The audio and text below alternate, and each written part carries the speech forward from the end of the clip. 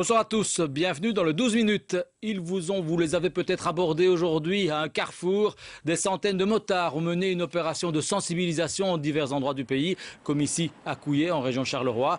Ils entendaient attirer l'attention des automobilistes sur leur présence sur les routes et sur la nécessité de mieux utiliser son rétroviseur, car les motards sont souvent victimes de manœuvres dangereuses de la part des voitures.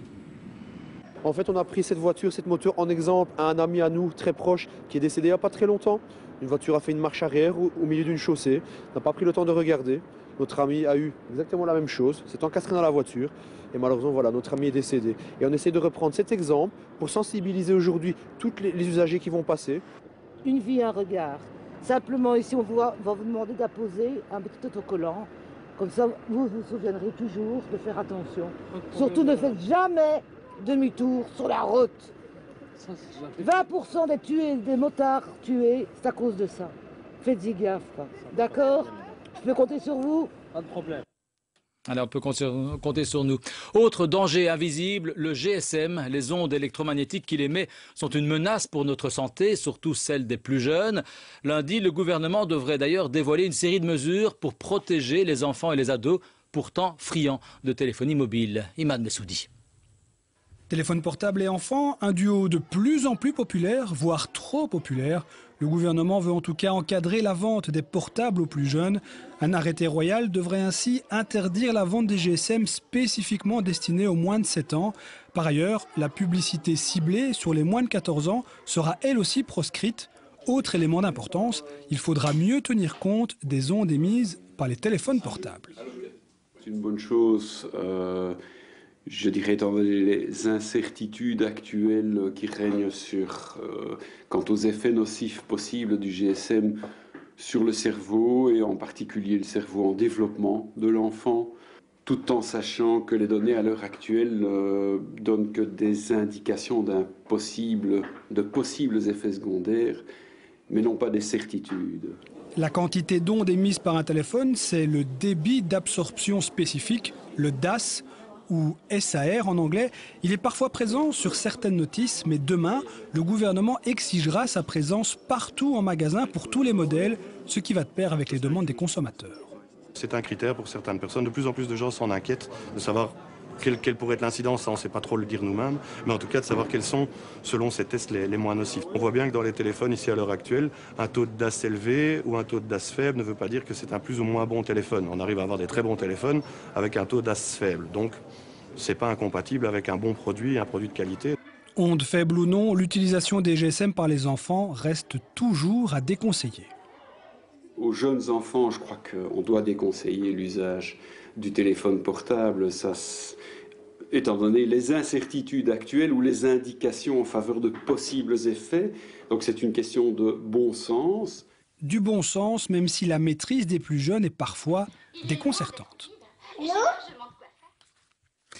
Cette fois, c'est la bonne. Après les professionnels, le grand public a pu franchir à son tour ce samedi les portes de Batibo, le plus grand salon de Belgique, le seul qui occupe en tout cas les 13 palais des expositions du Heysel.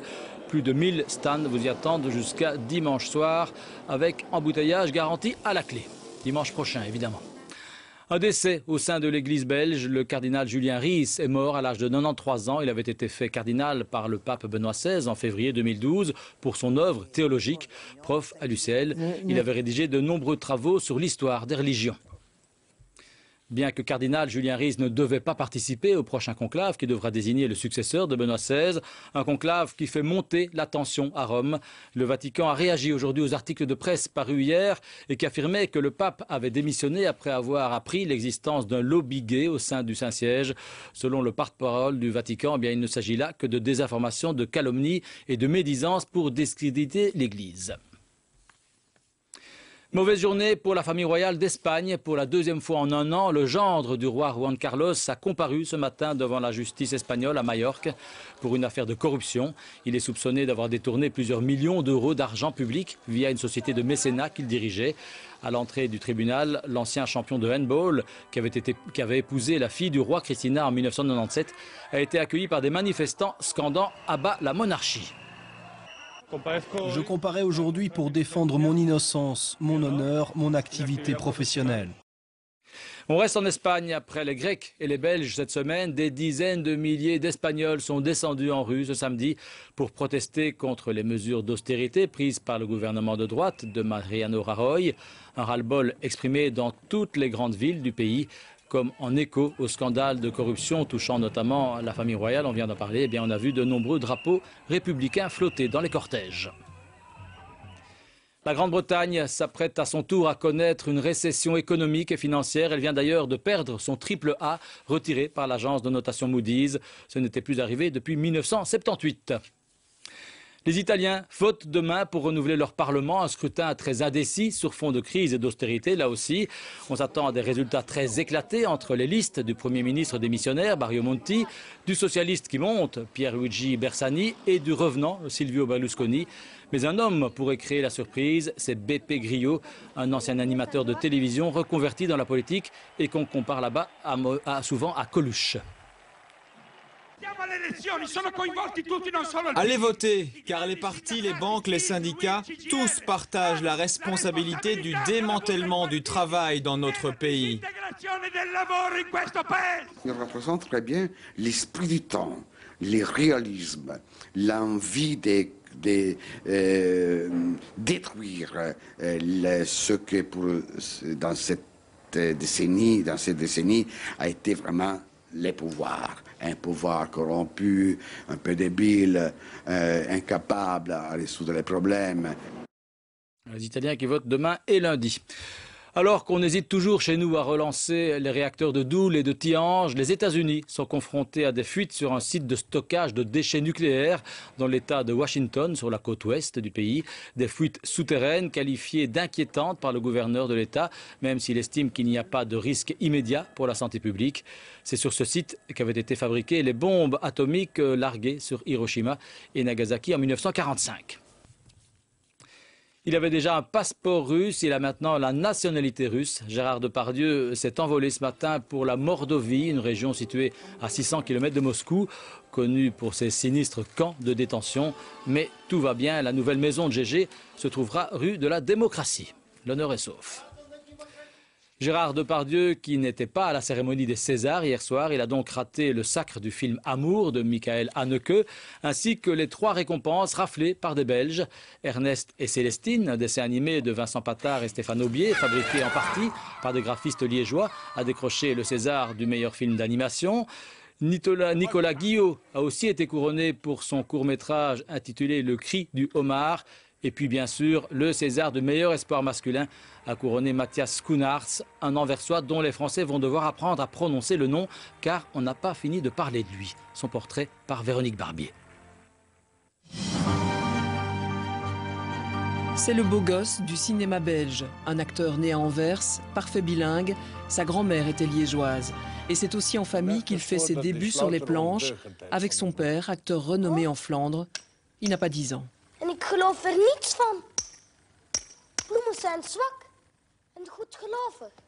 Le Petit Prince a fait du chemin depuis. À 15 ans, il apparaît dans le film Dance, enchaîne les rôles pour la télévision, le cinéma, court ou long métrage, l'homme n'arrête pas. 2011, c'est l'aventure Bullhead, aussi appelée Runskop. Mathias prend 30 kilos, incarne un éleveur bovin irascible dopé aux hormones. Il recevra un Magritte pour ce rôle et le film est retenu l'an dernier pour les Oscars. L'homme monte en crédibilité, son agent est persuadé qu'il doit participer au casting d'un film français de rouille et d'os. Et je dis, c'est qui le réal? Et là, elle me dit, voilà, c'est Jacques Audiard. Je me dis, non, c'est pas vrai, c'est pas vrai. C'est incroyable, Jacques Audiard.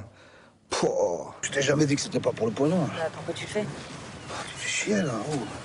Je fais pourquoi? Je fais pour me battre, pour le fun. C'est comme toi, sur tes poissons, tu fais c'est pourquoi? Tu fais c'est pour le fun. Le rôle est pour lui, il est remarquable, remarqué en boxeur écorché. La croisette craque littéralement. Depuis, il a donc aussi foulé le tapis rouge des Césars et dimanche, place aux Oscars. Il joue dans un court-métrage belge sélectionné outre-Atlantique. Mathias Schoenaerts a séduit aussi Hollywood. Il a 35 ans et c'est plus que jamais l'étoile montante du cinéma belge. Oui, et la cérémonie des Oscars, eh bien, c'est dans la nuit de dimanche à lundi. Après le cinéma, les séries télé, celle qui a été le plus téléchargée l'an dernier, débarque sur la 2 dès demain soir. Game of Thrones, c'est une saga médiévale et fantastique qui a récolté un succès planétaire. Laurent Mathieu a essayé de comprendre pourquoi vous allez, vous aussi, craquer. Bienvenue dans le monde des 7 royaumes et sa kyrielle de personnages. L'enjeu, le trône de fer qui leur permettra de régner sur le continent.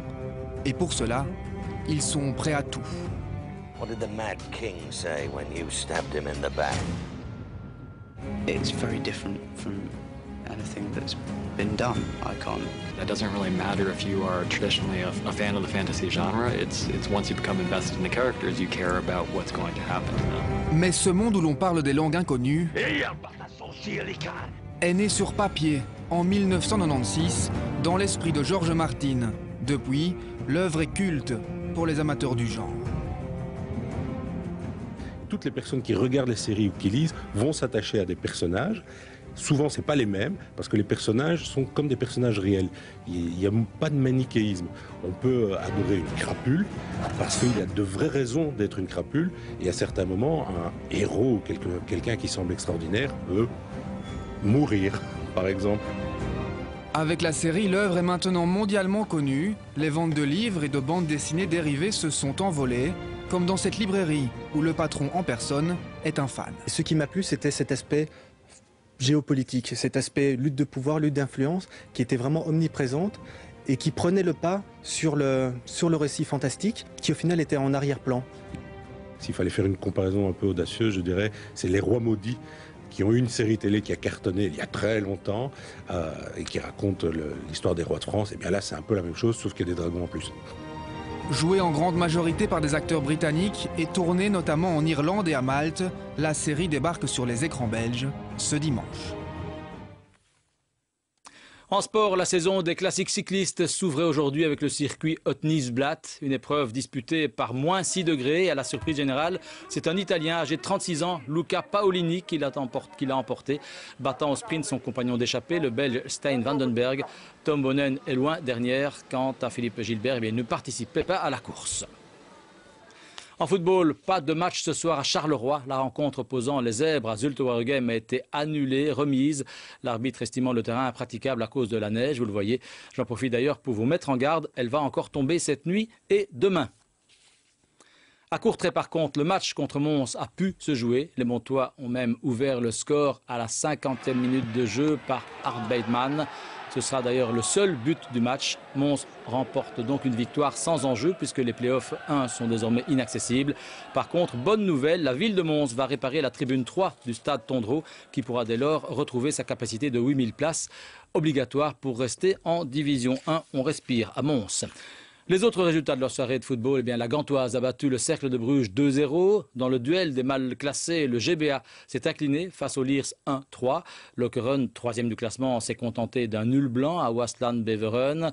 Louvain a encore pris le dessus sur Malines 1-2. Demain, 2 sommets au menu. Le club de Bruges reçoit Anderlecht à 14h30 et le Standard, le Racing Gang, à 18h.